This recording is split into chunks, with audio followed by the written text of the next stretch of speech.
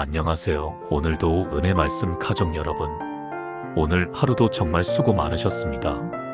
아침부터 저녁까지 직장에서든 집에서든 각자의 자리에서 최선을 다해 살아가시는 여러분의 모습이 눈에 선합니다. 때로는 예상치 못한 일들로 마음이 무거워지기도 하고 관계에서 상처받기도 하고 앞으로의 일들이 막막하게 느껴지기도 하셨을 텐데요. 그런 여러분의 마음을 하나님은 너무나 잘 알고 계십니다. 그래서 오늘은 특별히 우리의 마음을 어떻게 지켜나가야 할지에 대해 잠언 4장을 통해 함께 살펴보려고 합니다. 이 말씀이 여러분의 마음에 위로가 되고 내일을 향해 한 걸음 더 나아갈 수 있는 힘이 되기를 간절히 바라봅니다. 잠언 4장은 아버지가 자녀에게 전하는 간절한 마음으로 시작됩니다. 아들들아, 아버지의 교훈을 들으며 명철을 얻기에 주의하라. 이 말씀 속에는 세대를 넘어서는 사랑이 담겨 있습니다. 여러분도 기억하실 겁니다.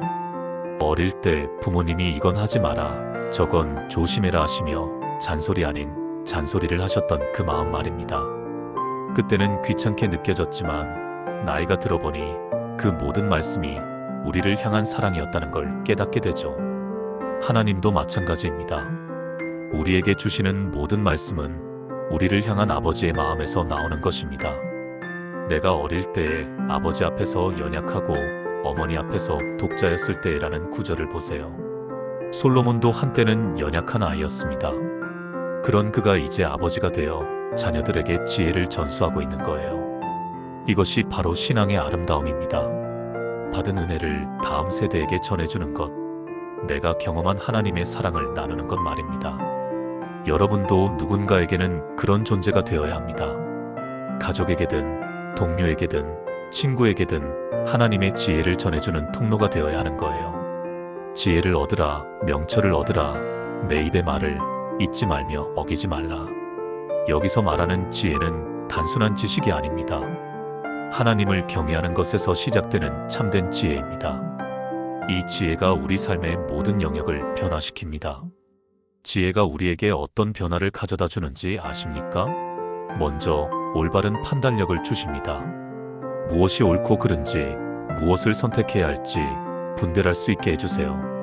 둘째, 관계에서의 지혜를 주십니다. 언제 말하고 언제 침묵해야 할지, 어떻게 사랑을 표현해야 할지 알게 해주세요. 셋째, 미래를 준비하는 지혜를 주십니다. 오늘의 선택이 내일에 어떤 결과를 가져올지 생각할 수 있게 해주세요. 잠언 4장 중반부에서 솔로몬은 우리 앞에 놓인 두 개의 길에 대해 이야기합니다. 하나는 의인의 길이고 다른 하나는 악인의 길입니다. 이 두 길의 차이점을 보면서 우리가 어떤 선택을 해야 할지 분명해집니다. 의인의 길은 돋는 해와 같아서 점점 빛이 더하여 원만한 광명에 이르거니와 악인의 길은 어둠과 같아서 그들이 무엇에 걸려 넘어지는지를 알지 못하느니라. 참 아름다운 표현이죠. 의인의 길은 새벽 해가 떠오르는 것과 같다고 하네요. 처음에는 희미한 빛에서 시작해서 점점 밝아져서 결국 찬란한 대낮이 되는 거예요. 반대로 악인의 길은 어둠 속에서 헤매다가 무엇에 걸려 넘어지는지도 모르는 상태입니다. 여러분의 삶은 지금 어떤 모습인가요? 점점 밝아지고 있나요? 아니면 어둠 속에서 방향을 잃고 계신가요? 혹시 지금 여러분의 삶이 어둠 속에 있다고 느끼신다면 절망하지 마세요. 하나님은 언제든지 우리를 빛의 길로 인도해 주실 준비가 되어 계십니다. 의인의 길을 걷는다는 것은 완벽한 사람이 되는 것이 아닙니다. 넘어질 수도 있고 실수할 수도 있어요. 하지만 그때마다 하나님께로 돌아오는 것, 그분의 말씀으로 다시 일어서는 것입니다. 그럴 때마다 우리의 삶은 조금씩 더 밝아집니다. 저도 돌이켜보면 신앙생활을 시작했을 때와 지금을 비교해보면 확실히 다릅니다. 예전에는 보이지 않았던 것들이 보이고 이해하지 못했던 하나님의 뜻을 조금씩 깨달아가고 있어요. 이것이 바로 의인의 길을 걷는다는 의미입니다. 하지만 주의해야 할 것이 있습니다. 악인들의 길에 들어가지 말며 불의한 자들의 길에 행하지 말라. 그 길을 피하고 지나가지 말며 그것을 떠나 지나갈지어다. 악인의 길은 처음에는 쉬워 보이고 매력적으로 느껴질 수 있어요. 하지만 결국에는 파멸로 이어집니다. 우리는 매 순간 선택의 기로에 서 있습니다. 작은 선택들이 모여서 우리의 인생을 만들어갑니다. 오늘 여러분이 내리는 선택들이 내일의 여러분을 만든다는 것을 기억하세요. 드디어 오늘 말씀의 핵심에 도달했습니다. 잠언 4장 23절 모든 지킬 만한 것 중에 더욱 내 마음을 지키라 생명의 근원이 이에서 나느니라. 이 구절이야말로 오늘 우리가 가슴 깊이 새겨야 할 말씀입니다. 모든 지킬 만한 것 중에서도 더욱 마음을 지키라고 하셨어요. 왜 하필 마음일까요? 바로 생명의 근원이 거기에서 나오기 때문입니다. 우리가 일상에서 지키려고 노력하는 것들이 참 많습니다. 건강을 지키려고 운동하고, 재산을 지키려고 보험을 들고, 관계를 지키려고 애써봅니다. 이 모든 것들이 중요하지만 그보다 더 중요한 것이 마음을 지키는 일입니다. 마음이 생명의 근원이라는 것은 무슨 의미일까요? 우리의 모든 행동, 모든 말, 모든 선택이 마음에서 나온다는 뜻입니다. 마음이 깨끗하면 행동도 깨끗해지고, 마음이 더러우면 행동도 더러워집니다. 예수님도 말씀하셨죠. 마음에서 나오는 것은 악한 생각들과 살인과 간음과 음란과 도둑질과 거짓 증언과 비방이니라. 그렇다면 우리는 어떻게 마음을 지켜야 할까요? 잠언 4장은 구체적인 방법을 제시해 줍니다. 먼저 입술을 지키라고 합니다. 구부러진 말을 내 입에서 버리며 비뚤어진 말을 내 입술에서 멀리하라. 우리가 하는 말이 얼마나 중요한지 아시나요? 말은 마음의 창문입니다. 어떤 말을 하느냐에 따라 그 사람의 마음 상태를 알 수 있어요. 부정적인 말, 불평하는 말, 남을 판단하는 말들이 우리 입에서 나오고 있지는 않나요? 이런 말들이 습관이 되면 우리 마음도 그런 상태가 됩니다. 반대로 감사하는 말, 격려하는 말, 축복하는 말을 하면 우리 마음도 그런 상태가 되어요. 둘째로 눈을 지키라고 합니다. 내 눈은 바른 곳을 보며 내 눈꺼풀은 내 앞을 곧게 살펴라. 우리가 무엇을 보느냐가 마음에 큰 영향을 줍니다.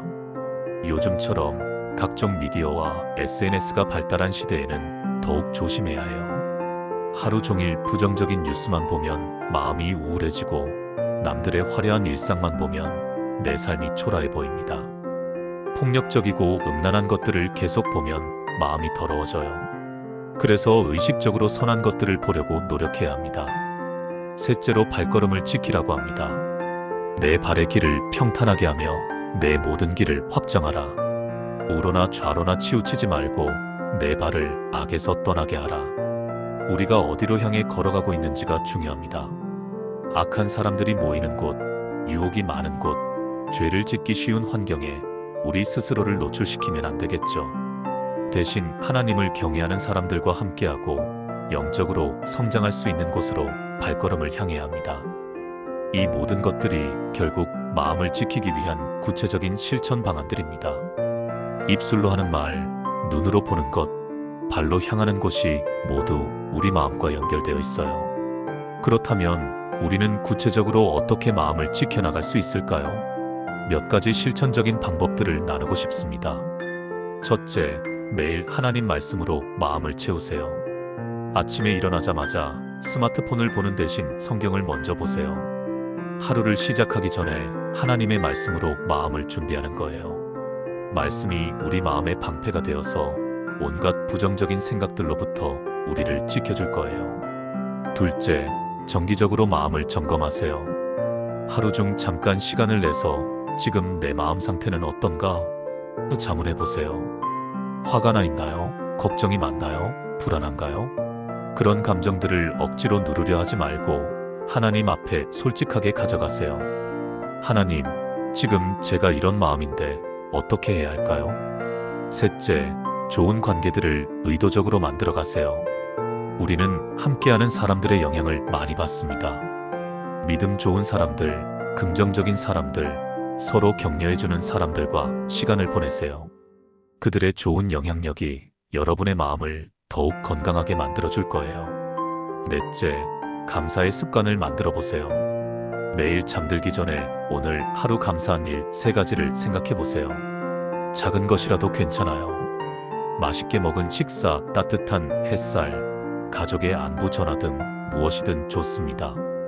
감사하는 마음이 우리 안에 자리 잡으면 불평과 원망이 들어올 자리가 없어져요. 다섯째, 용서하는 마음을 연습하세요. 누군가에게 상처받은 일이 있나요? 그 상처를 계속 마음에 품고 있으면 그것이 독이 되어서 우리 마음을 병들게 만들어요. 쉽지 않겠지만 용서하세요. 그 사람을 위해서가 아니라 여러분 자신을 위해서요. 이런 실천들이 처음에는 어색하고 어려울 수 있어요. 하지만 조금씩 꾸준히 해나가다 보면 자연스러운 습관이 될 거예요.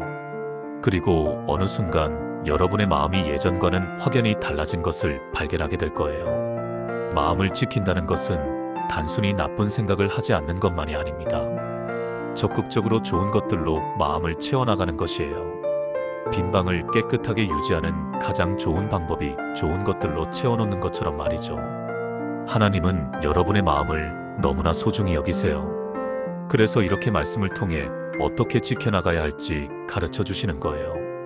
여러분도 하나님이 그토록 소중히 여기시는 여러분의 마음을 잘 지켜나가시기 바랍니다. 해시태그 새로운 시작을 향하여. 사랑하는 오늘도 은혜 말씀 가족 여러분, 오늘 잠언 4장을 통해 마음을 지키는 삶에 대해 함께 나누었습니다.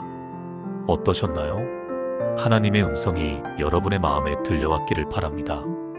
오늘 이 말씀을 듣고 계시는 분 중에 혹시 마음이 상처투성인 분이 계신가요? 너무 많은 일들로 인해 마음이 지치고 힘드신가요?